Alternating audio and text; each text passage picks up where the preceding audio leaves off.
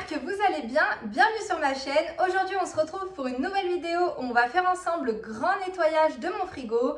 En fonction de ce qui reste, j'irai faire les courses. Pour ceux et celles qui me suivent sur Instagram, vous devez savoir qu'en ce moment, je suis en plein rééquilibrage alimentaire. J'ai fait appel à une coach sportive pour qu'elle puisse m'aider au niveau de l'alimentation, mais aussi et surtout au niveau de l'activité physique. Du coup, elle m'a fait une petite liste des aliments que je ne dois absolument plus consommer et des aliments que je dois privilégier. Donc il faut savoir que moi j'allais toujours ma fille, elle va bientôt avoir 1 an, donc le but c'est vraiment pas de me priver et de me retrouver sans lait pour elle. Je cherche vraiment à me tonifier, à me muscler, à me raffermir. C'est pas spécialement le chiffre sur la balance qui me dérange, c'est vraiment mon apparence quand je me regarde déjà à travers mes vidéos et surtout quand je me vois devant un miroir.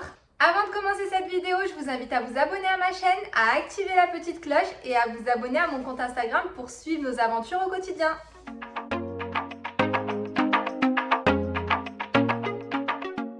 Donc voici l'état de mon frigo.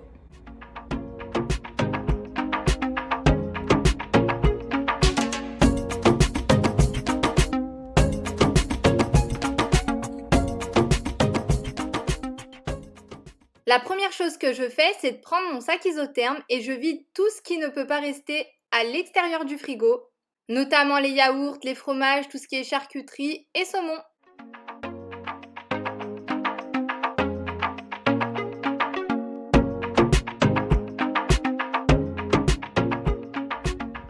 Je viens de terminer de vider tout le frigo. Du coup, moi, je vais commencer par laver les bacs en premier. Ensuite, je laverai chaque étage.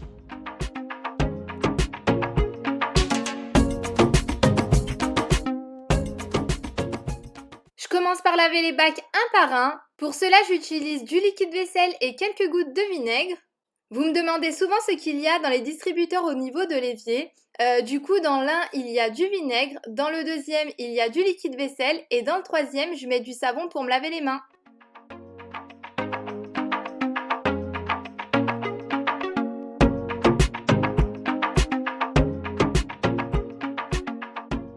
Pour laver l'intérieur de mon frigo, j'utilise le sif, vinaigre et bicarbonate. Et pour le faire briller, j'utilise les chiffons magiques.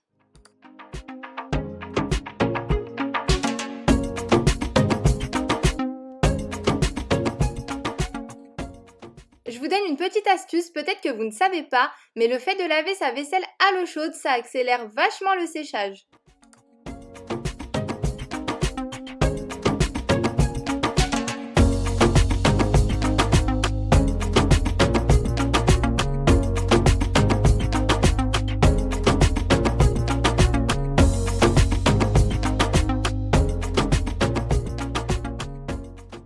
Une fois que tout est sec, je redispose tout correctement dans le frigo.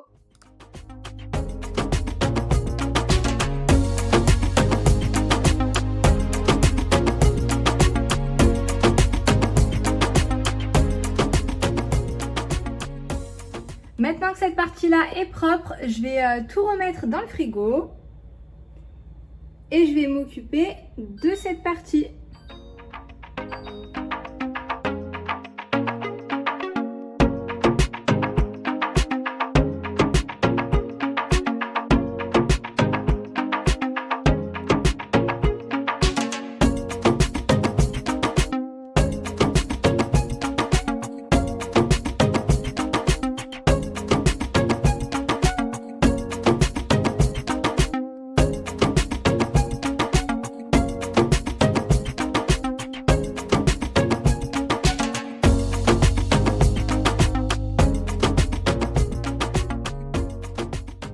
De la même manière que j'ai fait tout à l'heure, je vais faire exactement la même chose, c'est-à-dire tout vider dans mon sac isotherme.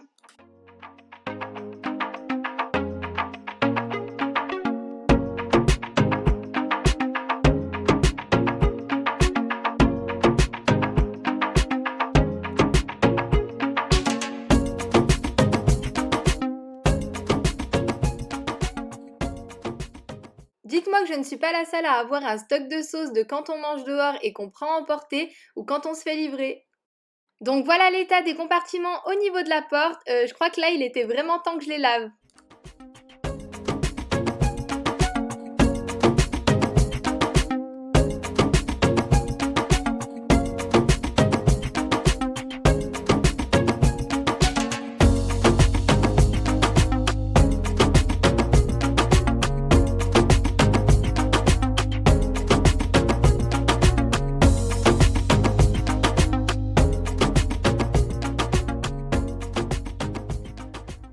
En attendant que mes bacs sèchent, je vais aller m'habiller pour aller faire les courses.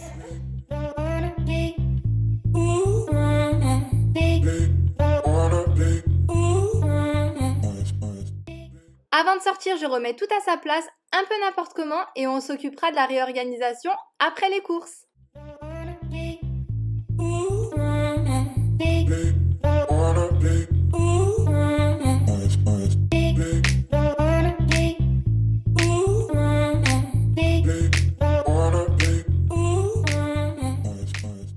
Petite tenue du jour, simple et efficace. On y va! Je vous ai mis toute ma liste de courses. Moi, j'avais essentiellement besoin des produits frais. Et moi, j'utilise l'application Notes de mon téléphone. Franchement, elle est nickel pour la liste de courses. On n'a plus besoin de se balader avec un post-it et un stylo. Là, j'ai juste à cocher la petite case une fois que j'ai mis l'aliment dans mon caddie. En rentrant, j'ai dû m'arrêter au market de la résidence parce que je n'avais pas tout trouvé à Carrefour. Et malheureusement pour moi, il n'y avait pas de butternut là-bas non plus. On vient de rentrer à la maison, du coup je vais mettre mes calamars au congélateur avant qu'ils ne fondent. Je vais me mettre dans une tenue un peu plus à l'aise et je vous reprends. Je vais commencer par enlever tous les emballages, tout ce qui est plastique, carton, pour que vous puissiez visualiser mes achats.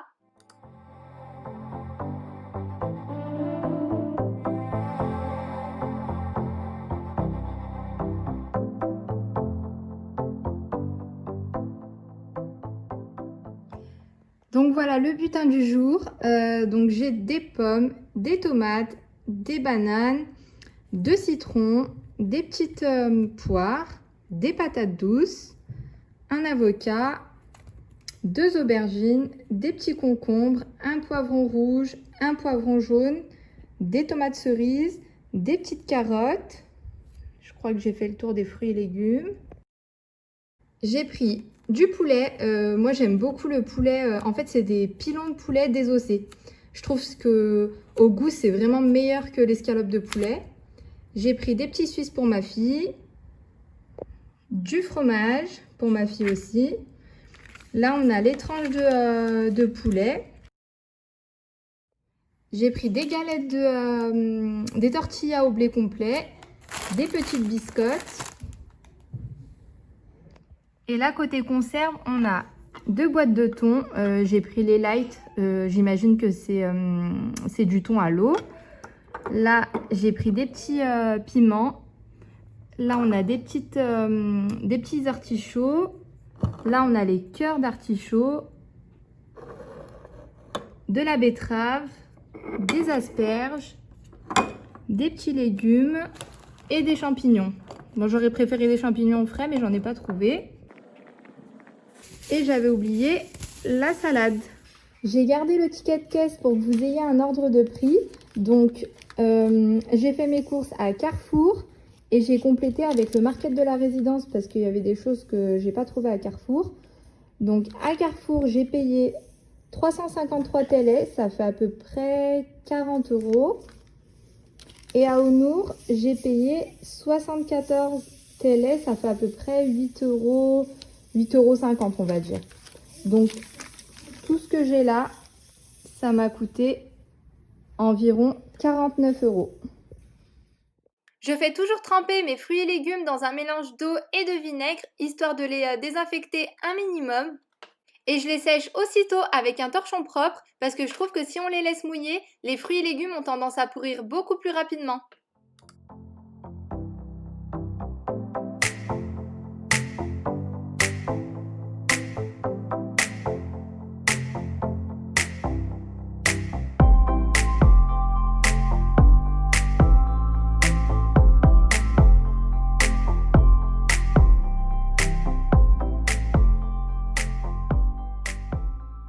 Dans ces 2 bacs, j'ai mis tout ce qui est légumes.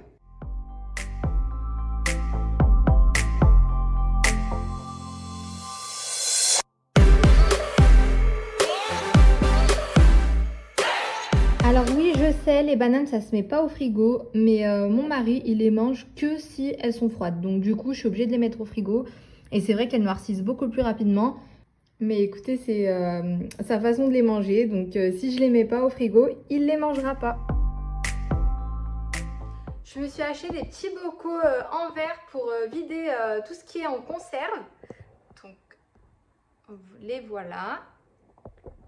Il y a 3 tailles. Le petit modèle, moyen et grand. J'ai acheté ça chez Metro. C'est la marque Pachabache. Et en termes de prix, je crois que c'était dans les peut-être 1,50 € les petites, 2 € la moyenne et 2,50 € la grande. Donc je trouve que ça valait grave le coup. Je commence par vider mon concentré de tomate dans l'un des grands bocaux. Et comme vous pouvez le voir, c'est plutôt une grosse boîte. Du coup, pour utiliser mon concentré de tomate le plus longtemps possible, j'ai une petite astuce, c'est de recouvrir avec de l'huile de tournesol.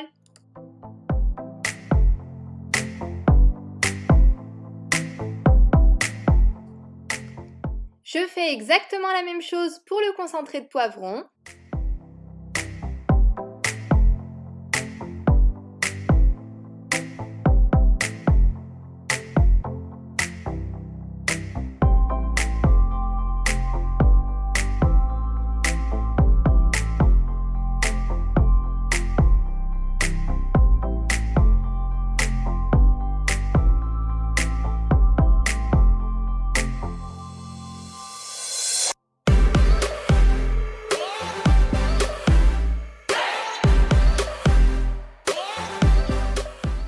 Donc voilà le résultat, je trouve que ça fait beaucoup plus propre et puis le fait que les bocaux soient transparents, on voit directement ce qu'il y a à l'intérieur. Si ça peut vous aider, j'avais trouvé ces bocaux en verre chez Ikea et du coup je pense que vous pouvez les retrouver dans tous les Ikea du monde. Bon là je vous l'avoue, j'étais trop fière de moi de mettre mes petits bocaux dans mon frigo.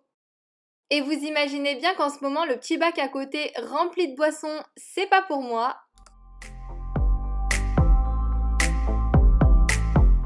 J'avais acheté cette petite boîte hermétique au marché. Je trouvais que les petits compartiments étaient super pratiques. Du coup, j'ai décidé de vider tout ce qui est charcuterie et saumon à l'intérieur. Ça me permet de ne pas avoir 50 000 emballages ouverts dans le frigo et surtout, mes aliments restent bien frais.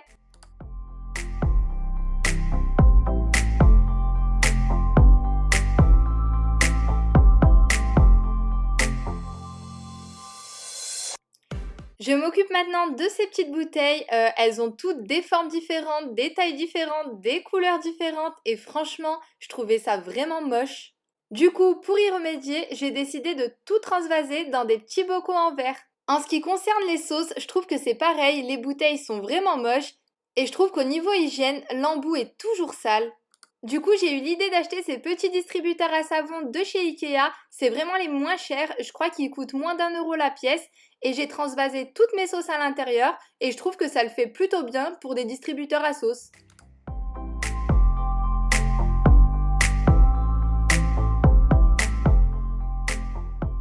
Maintenant que j'ai vidé toutes mes sauces dans mes distributeurs, vous imaginez bien que si je les laisse comme ça sans étiquette, on n'arrivera jamais à savoir où est le ketchup, où est la sauce sriracha et où est la sauce chili. Du coup, j'utilise cette étiqueteuse de la marque Jimo. Je l'avais achetée chez Leclerc pour environ 25 € il me semble. C'est vrai qu'il existe des étiquettes beaucoup plus jolies, mais pour le moment, ça fera l'affaire.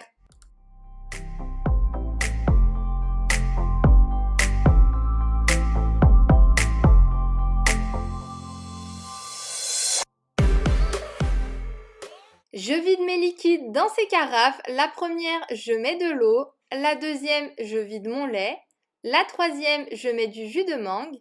Et dans la petite dernière, je mets mon lait de coco.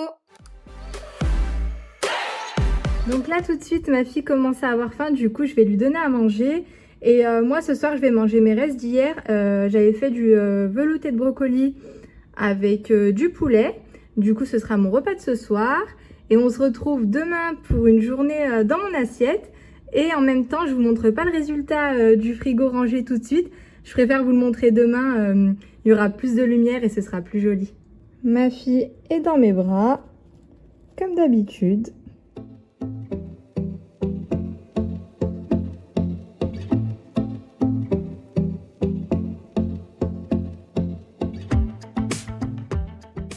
Est-ce que vous êtes prêts à voir la nouvelle organisation de mon frigo ?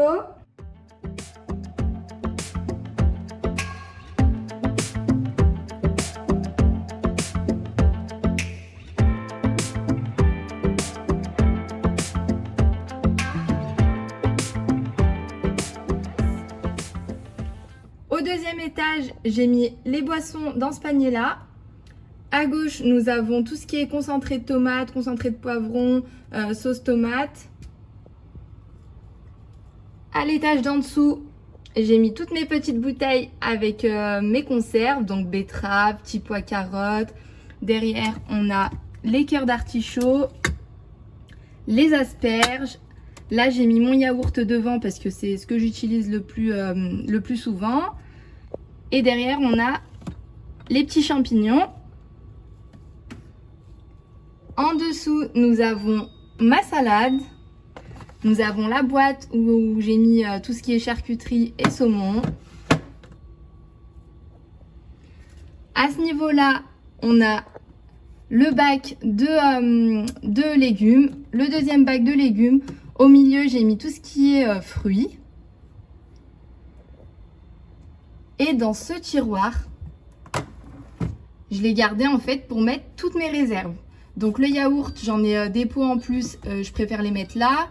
La moutarde, quand j'ai vidé dans mon petit distributeur, il m'en restait encore, donc je l'ai mis là aussi. J'ai un deuxième paquet de jambon de poulet, une deuxième bouteille de lait de coco. Moi, la noix de coco, je la conserve au frigo. Et ces deux bouteilles-là, ça va peut-être vous intriguer, mais en fait, c'est du zrir. Je ne sais pas si vous connaissez. C'est une pâte tunisienne qu'on fait souvent quand les femmes enceintes accouchent. Et du coup, ma maman, elle m'en a envoyé deux bouteilles. Et ça se conserve super longtemps au frigo. Du côté des rangements, au niveau de la porte du frigo, au premier étage, j'ai mis mes œufs.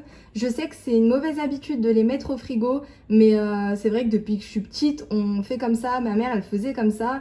Du coup, j'ai du mal à me séparer de cette habitude-là. Là, j'ai mis mes petites fioles de soja dans un petit récipient en verre. Derrière, on a un reste de crème liquide.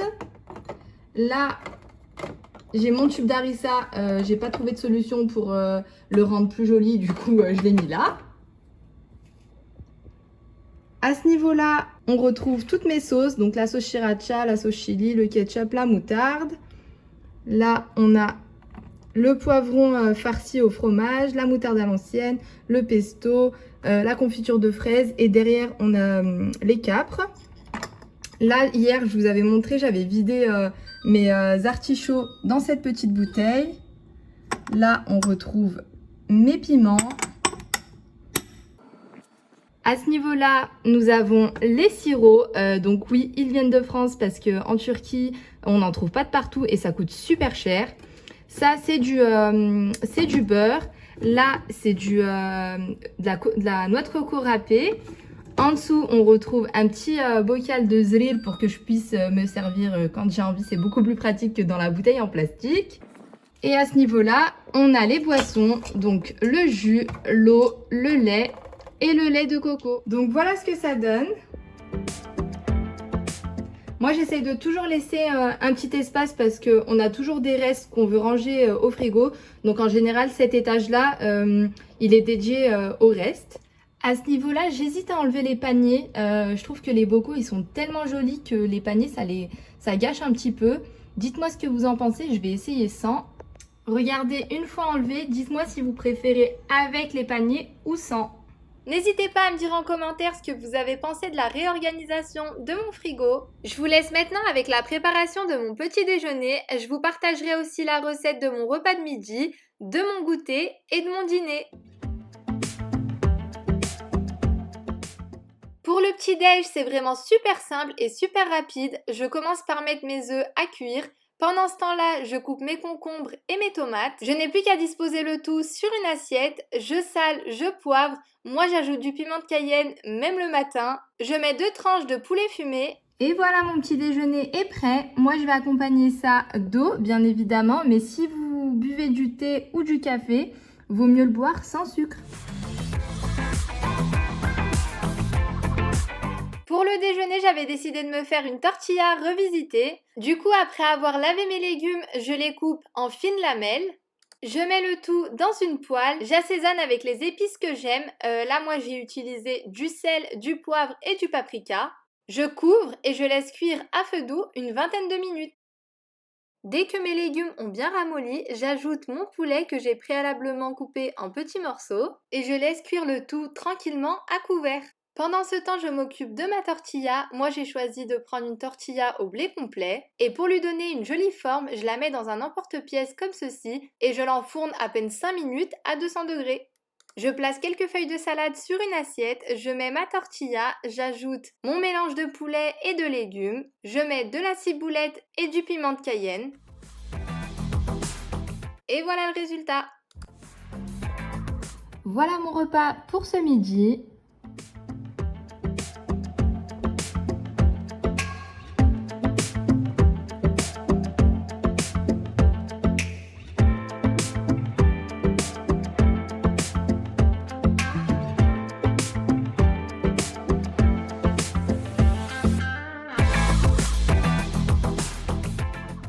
Pour le dîner, j'avais envie d'une petite soupe, du coup je me suis fait une petite soupe avec des lentilles de corail, des oignons, de l'ail et des carottes. J'ai mis le tout dans une casserole, j'ai ajouté des épices, de l'eau chaude et une fois que le mélange a cuit, j'ai tout mixé.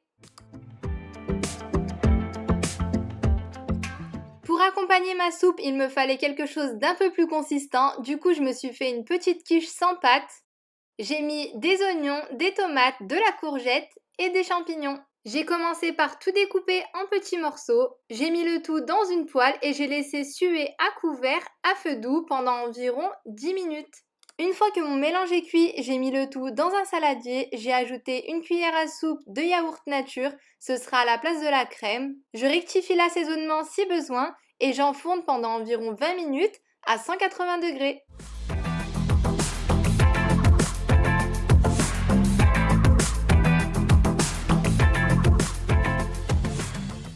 Et voilà, mon dîner est prêt.